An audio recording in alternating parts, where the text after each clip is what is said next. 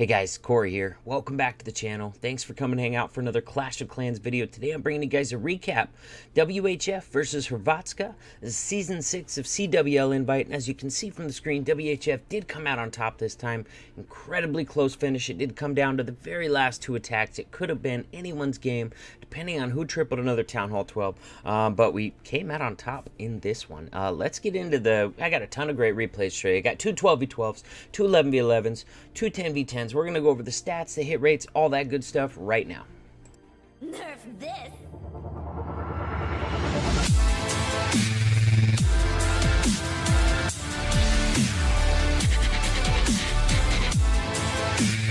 Guys, we're going to jump right in. If you have not yet subscribed to my channel, then hit that subscribe button, ring that notification bell. We're going to jump right into a 12v12 triple via Hex, aka 12v12 God, we found out. Yeah, guy's doing big things at 12v12, 11v11, doesn't even mess around with Town Hall 10 anymore, and I can see why. He definitely doesn't need to. The higher levels is where the wars are won or lost, and we're glad to have him there because he's killing it right now, guys. Sends that wall wrecker straight in towards that Town Hall, delaying the healers right there. Doesn't want to risk getting a healer swap on any of that P.E.K.K.A., that Ice Golem, any of that stuff there. So as soon as that queen takes damage, then he goes ahead and gets those healers placed down on her. Now the Ice Golem in there doing a really good job of freezing that Town Hall, slowing down that damage. That thing does do a ton of DPS, you guys. I mean, yeah, it can hit 5 targets, but even just one of those beams, it's doing something like 200 DPS. So heavy damage coming out of that Giga Tesla in that Town Hall, and it's already down, and he has not had to use rage yet. Look at that queen.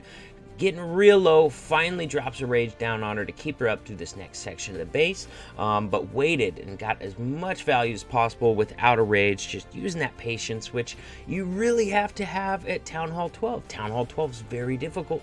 You cannot afford to waste spells and still triple at Town Hall 12 because it is definitely the most challenging Town Hall to triple at right now, especially if it's a well-designed base. Then it gets, you know, that much more difficult, infinitely more difficult. There we go. Got another rage down to get through that baby dragon and the hound. You'll notice he was patient with that poison because he wanted that poison to catch the pups. If you drop that poison immediately, the poison's going to wear off before the hound pops, and you're not going to have any help getting through those lava pups. Queen has got to take him out one at a time. Now he did probably also have a minion come in back from behind, and that minion can usually account for another 3 of those pups that aren't caught in that poison. Just trying to speed up that hound kill because every second counts on these 12v12 attacks, these 12v12 attempts. King coming down on the opposite side of the miners there, trying to clear the trash ring outside so the miners can focus inside. When you can keep them focused in on the defenses, it keeps them in a narrower space where your heals are going to be more effective. Your Grand Warden ability that he just used is going to be able to actually catch them all in there and just really working his way through this base. Queen is still alive down here, guys. Has used both the rages she had and her ability. He had 2 rages, a jump, and her ability, and the fact that she's able to survive this whole raid is a, you know, huge part, a very integral piece of the puzzle here on why he's able to triple this base. She's able to bust out, start cleaning up from the other side.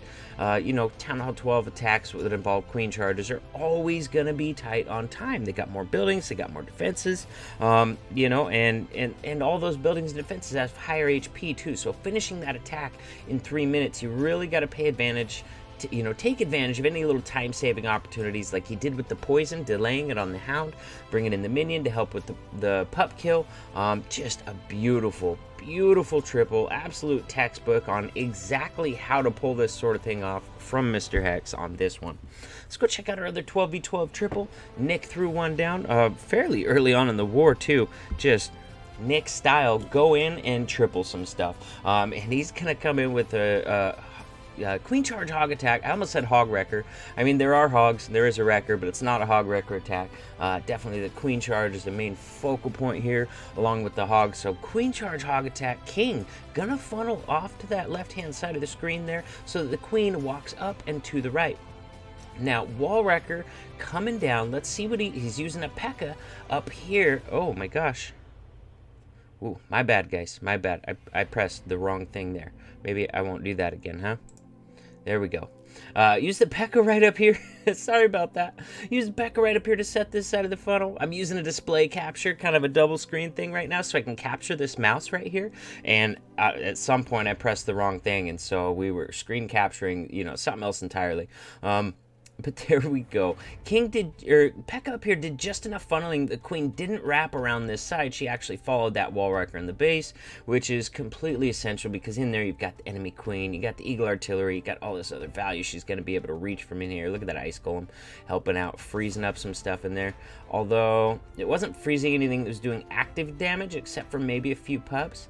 But, you know, freezing that eagle is pretty helpful, too, because you never know when you drop that next rage down, and boom, it's going to be activated. Start raining down eagle shots on your queen, or worse, on your healers. And now that eagle is down, you guys. He's still got a queen ability, but hogs are coming in from the right-hand side. Grand Warden going in with the hogs.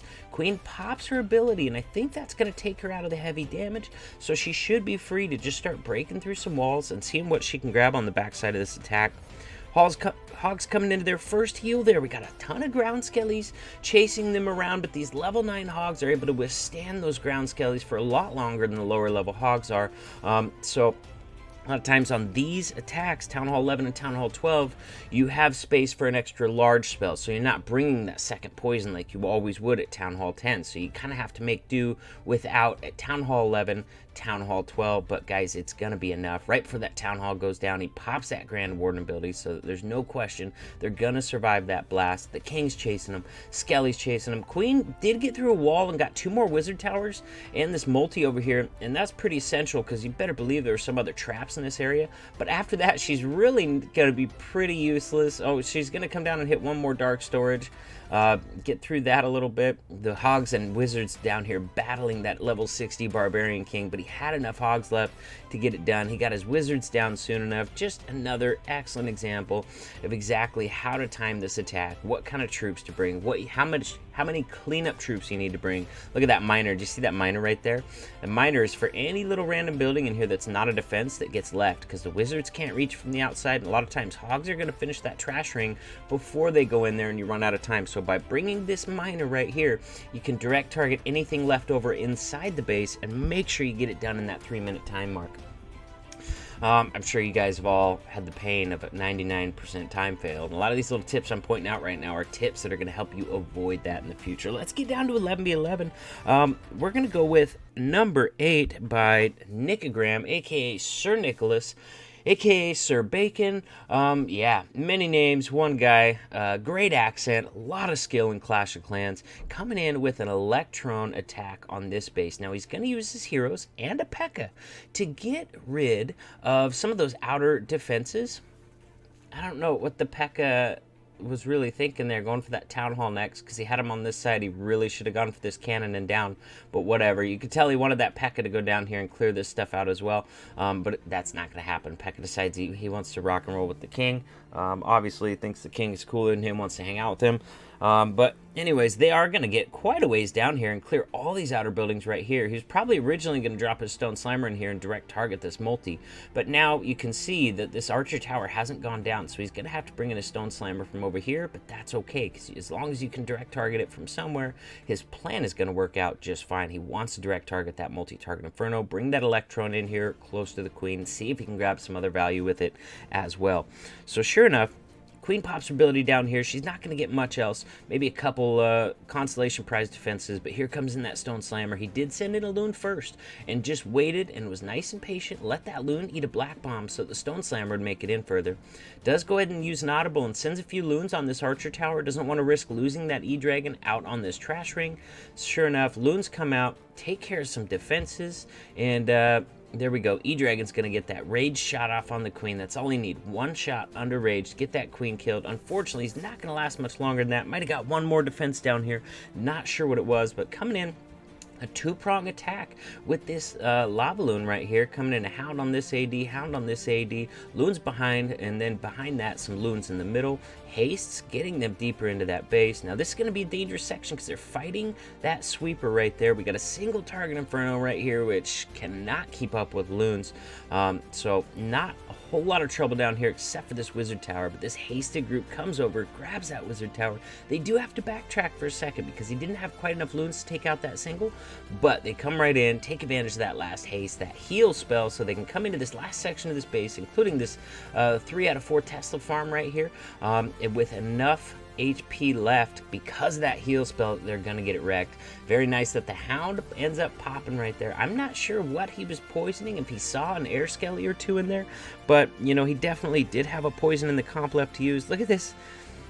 Ends up some pups and minions end up popping this this corner Tesla right here. So instead of waiting for his loons to come all the way back down, he's got enough more minions to put on it and just take it out with pups and minions. Pretty cool move right there. Sometimes you don't have that many left, but if you're starting with a good amount of minions, make sure you get that cleanup in time. Sometimes you will have that option. All right, beautiful Electron Lalo by Nicogram.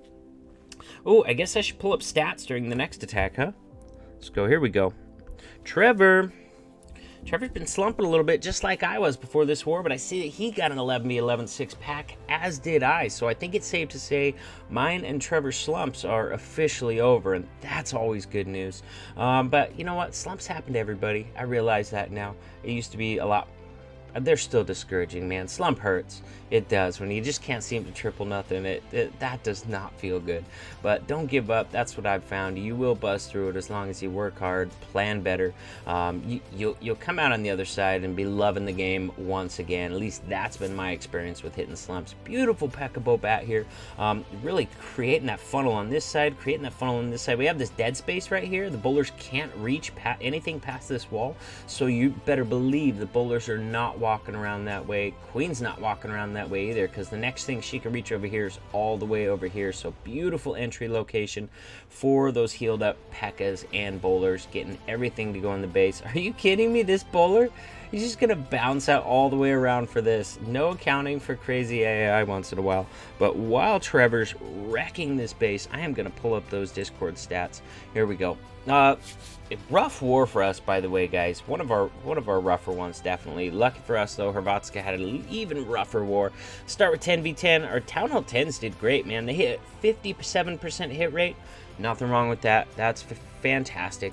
HRVATSKA struggled against our 10s, so GG to our Town Hall 10 base builders. You guys were doing it right this week for sure, because held HRVATSKA to a 42% 10v10 hit rate, which is, at this point, that's pretty low in CWL invite. That's rough. I mean, we've been there too, though. It happens. 11v11, we were tied with them. We had a 32% hit rate, 11v11, and so did they. Once again, we'd like to be better than that, definitely. But hey, stuff happens. And then 12v12, pretty decent hit rate on both sides. Once again, tied. We had a 33% hit rate, 12v12, and they also had a 33% hit rate, 12v12. We went 2 for 6. They went 1 for 3. 33%, not a bad 12v12 hit rate. 12v12, quite a bit more difficult than any of the other Town Hall levels. Actually, our 12v12 hit rate beat our Town Hall 11 hit rate by 1 percentage point, 33 to 32. Crazy. Beautiful triple by Trevor there. Let's go down into Town Hall 10. Queen charge. Lavaloon is our next attack on number 25. Let's see who did this one. GoldenEye throwing it down with the classic, but still extremely powerful attack strategy. Queen charge Lavaloon, using that jump spell, oh, I remember this attack. He's gonna swag that jump spell. Totally gonna swag that jump spell. He's gonna lay down a double wall break right in here. Check this out. Double wall break, and then he's gonna put down that jump spell to go in deeper.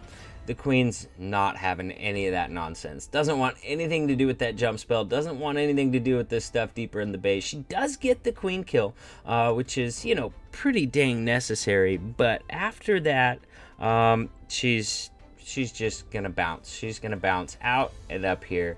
But he triples it anyways. Look at that. Getting that double layer wall break in. Actually sent a test wall breaker for that second section. Either that or he had some left over from that first wall break area there. Gets that rage down.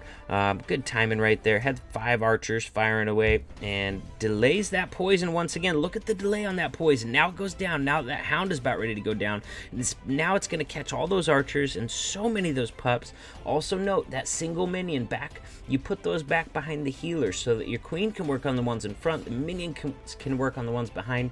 And you're saving, I don't know, 10, 15 seconds off your raid. And queen charge Lavaloon attacks are always going to be tight on time. time, guys. You're not going to see one of these attacks getting done with 2 minutes left because it's that multi-stage attack. You got to get that value from the charge, then you got to do the lalo, and you got to have time to clean up on that lalo as well. So they're always, just by nature, very strong, but tight on time. So when you can use those little time-saving tricks, you're going to reduce the risk of running a time fail by quite a lot.